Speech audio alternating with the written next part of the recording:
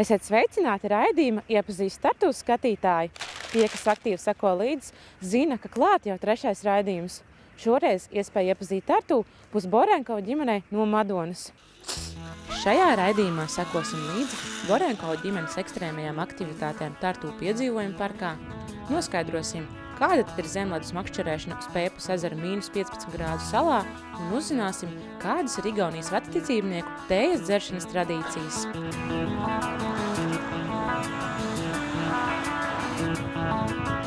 Ierodamies Tartu un dodamies uz Rātslaukumu, kur arī sākas Borenkovu ģimenes brīvdienas.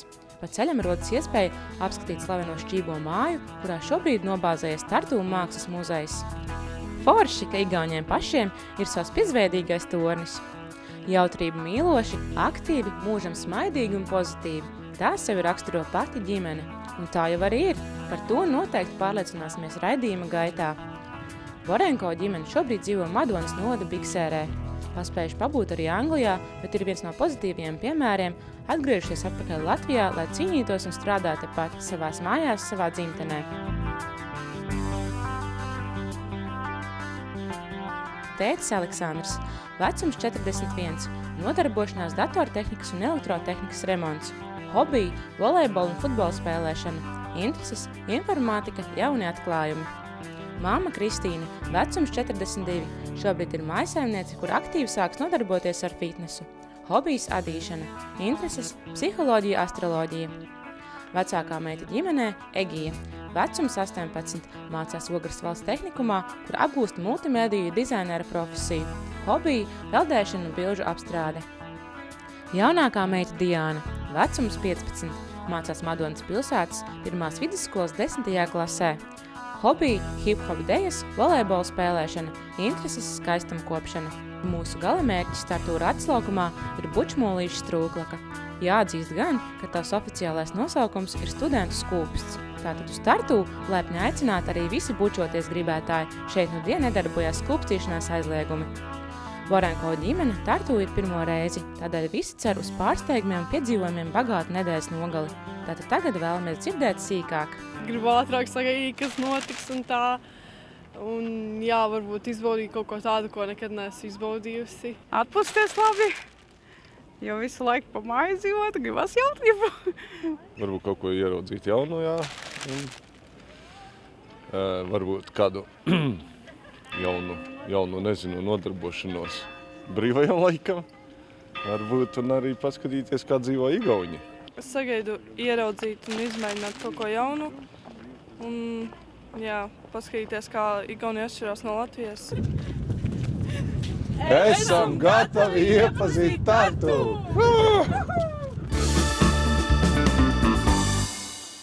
Saģērbušies siltajās drēbēs, dodamies apskatīt un izpētīt pirmo turisma objektu – Tartu piedzīvojumu parku. Welcome to the Tartu Adventure Park. The park we opened last year, 20th of June, and it's soon will be our first anniversary. It's our first winter and it was our first summer. Tartu piedzīvojumu parks piedāvā dažādas aktīvas un sportiskas izklaides visai ģimenei. Šeit ikvienam, nodrošinoties ar piemērotu drošības aprīkojumu, ir iespēja kāpelēt un iziet īpašu šķēršļu joslu, laisties pa 300 metru garu trosi, 25 metrus virs zemes, izbaudīt šļūkšanu ar kamerām no dažādu stāvumu un ātruma kalniņiem, kā arī uzkāpt uz slidām un kopā ar ģimeni vai draugiem uzrīkot savu hokeja maču. Piedzīvojumu parks atvērts visu gadu un piedāvā vienlīdz aizraujošas atpūtas un izklaides iespējas visos gada laikos.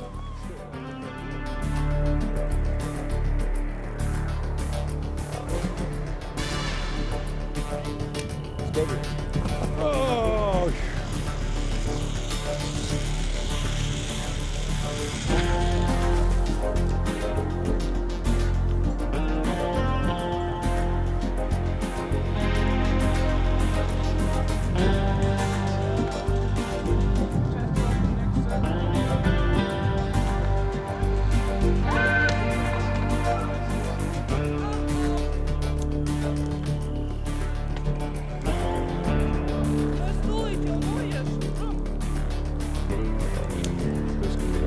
Zinies jau, es tev parādīšu.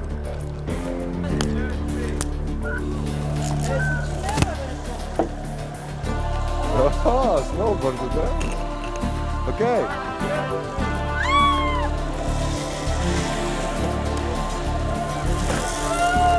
Kāju te? Nu, kāju šeit piespied. Ja?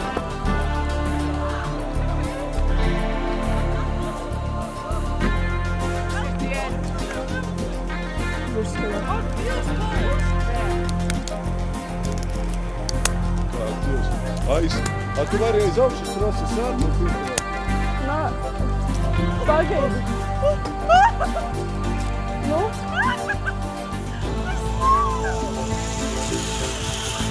Pagaidi. Tas ne... Ej! Es varēšu tikt. Ak, Dievs! Tas, ka kājas trīc. Tas jau tās nav no bailē.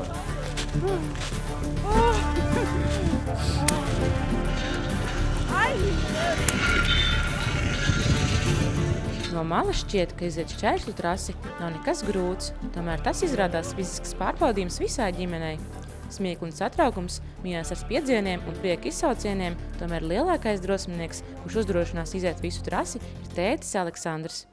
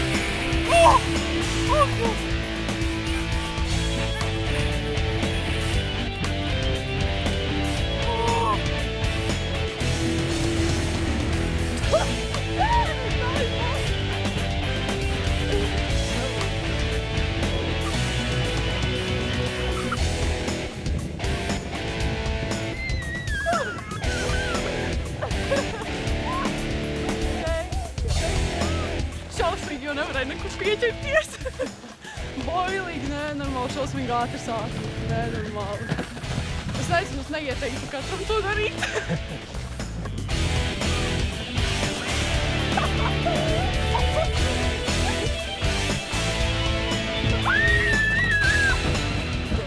Kā izrādās, Egija un tētis Aleksandrs ir lieli ekstrēmisti. Abi nolem izmēģināt ātrāko nobraucienu no stāvākā startu piedzīvojuma parka nogāzes. Instruktors pastāsta, ka nobrauciena ātrums var sasniegt pat 55 km/h.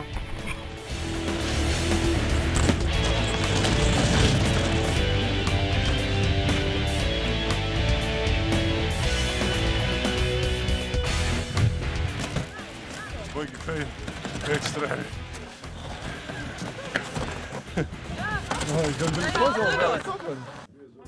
Nolēmjam pārbaudīt arī to, kā tad šodien slīd piedzīvojuma parka ledus. Katrs piemeklē sev piemērotākā izmēra slides un dodas iekarot slidotavu.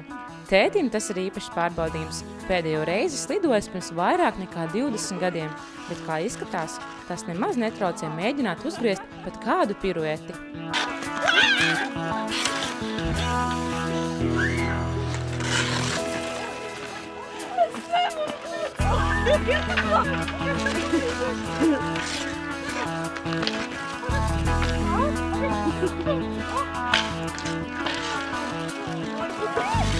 Es ceru, ka mūsu ģimene nevāks strādāt.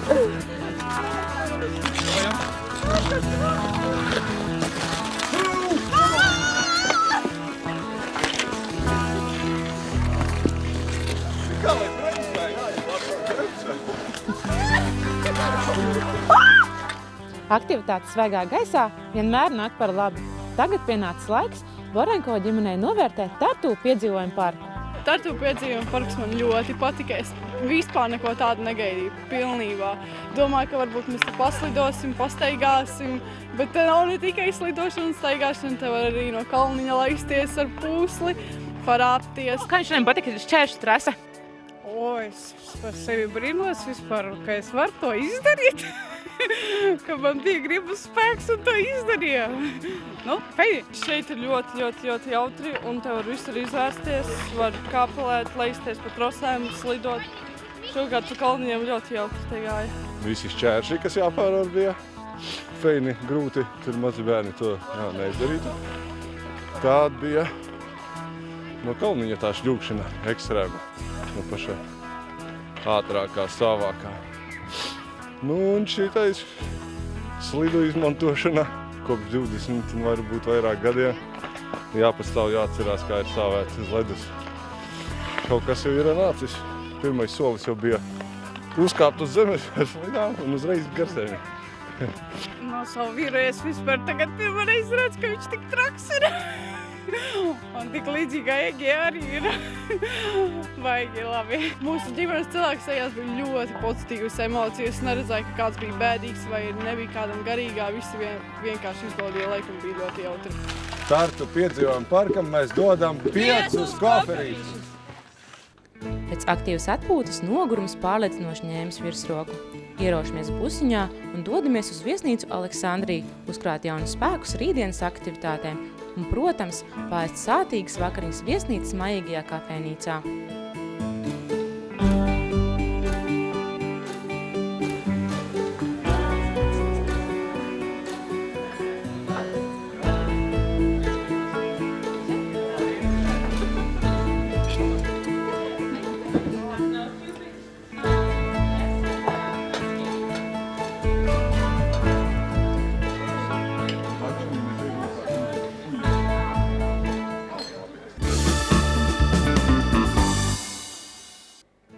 Brīnišķīgs rīts un skaists laiks aiz Aleksandriju viesnīcas logiem. Visi izgulējušies, pēduši kārtīgas brokastis un gatavi mesties piedzīvojumos. Sakrāmējuši mantas, dodamies prom no mūsu naktsmājām un tagad vēlamies uzzināt Borenko ģimenes viedokli par to.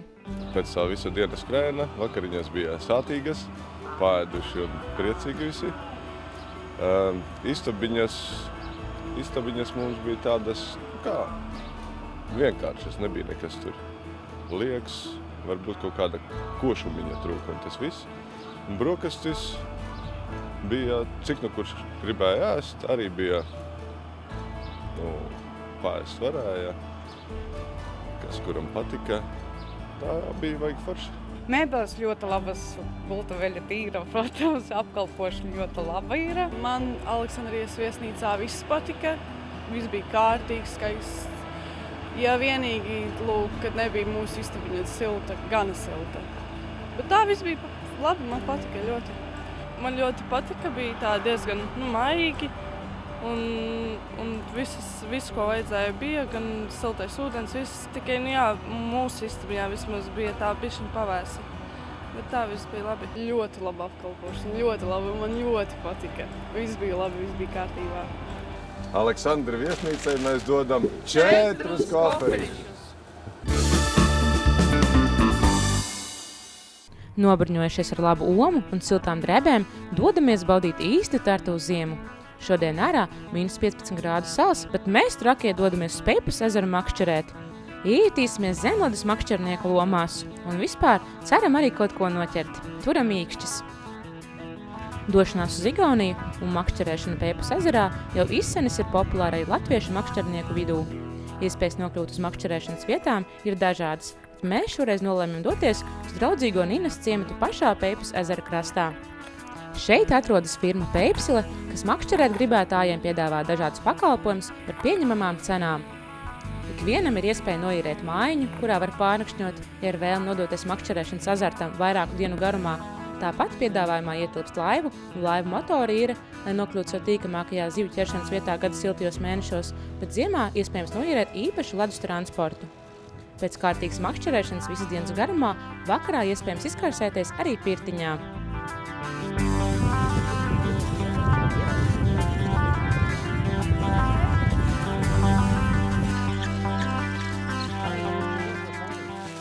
Kā izrādās mamma Kristīne, bērnībā bijusi liela makšķerniece, kopā ar savu tēti devusies makšķerēt līdz pat 20 gadu vecumam. Pa šiem gadiem makšķerēšanas azarts nav aizmirsts. Par to liecina gan detalizētā zināšanas par makšķerēšanas gudrībām, gan plikās rokas, kas nesalst pat šādos apstākļos. Izskatās, ka arī tētim process ir tīri labi iepaticies.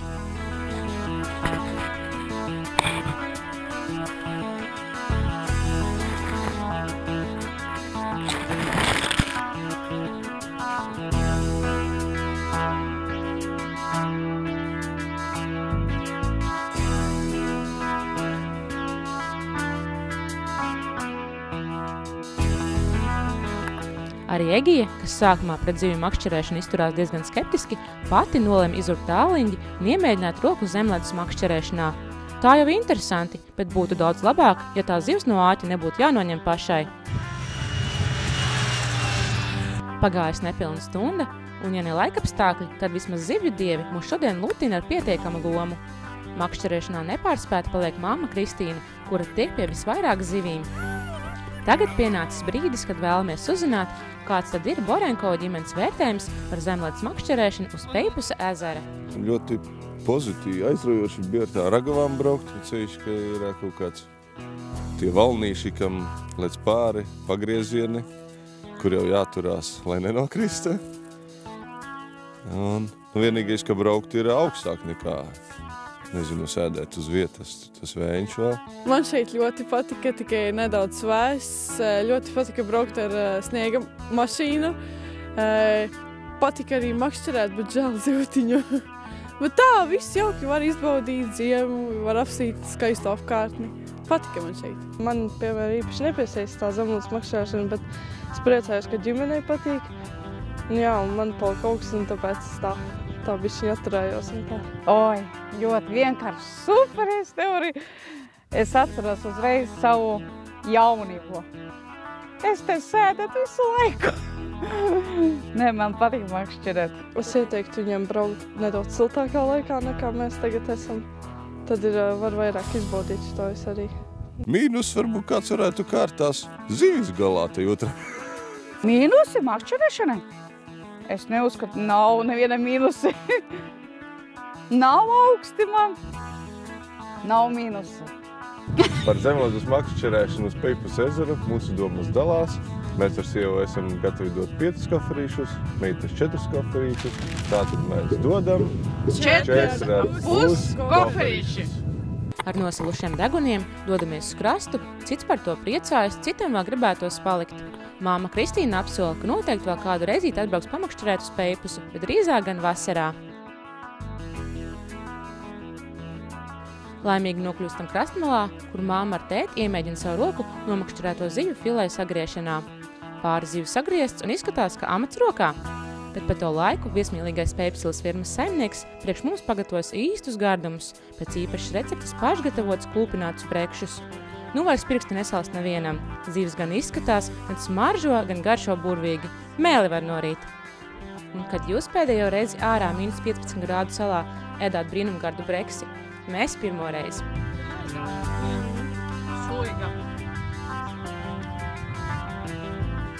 Pēc sātīga brekša notiesāšanas atceramies, ka vietu jāpataupa arī pusdienām, tāpēc atvedāmies no viesmīlīgajiem Peipusa ezera krasta vīriem un dodamies uz tuvējo viesu māju Sepikoja.